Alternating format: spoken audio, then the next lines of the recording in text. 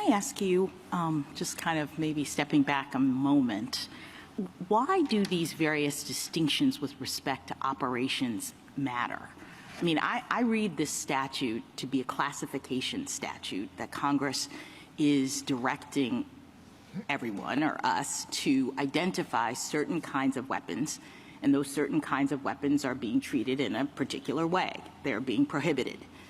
And so I guess what I'm trying to understand is if it's true that, you know, the distinction that is being focused on here is the one between the movement of the trigger going back and forth or the trigger staying the same, I'm trying to understand why that matters for the purpose of this classification.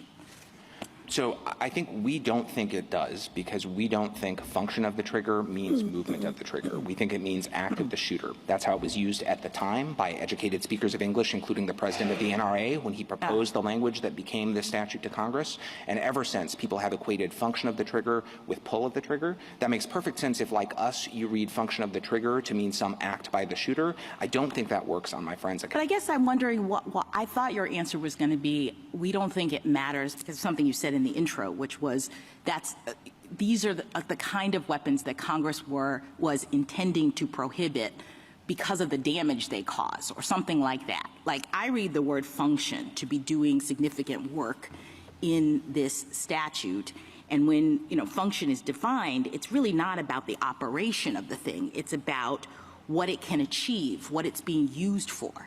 So I see Congress as putting function in this. The function of this trigger is to cause this kind of damage, 800 rounds a second or whatever. And so the classification of weapons that we're trying to identify with this statute are those that function in that same way. So, Justice Jackson, I agree with most of that, but I want to be careful, because our view is not that because Congress banned machine guns because they're dangerous, anything that's dangerous or that shoots fast is a machine gun.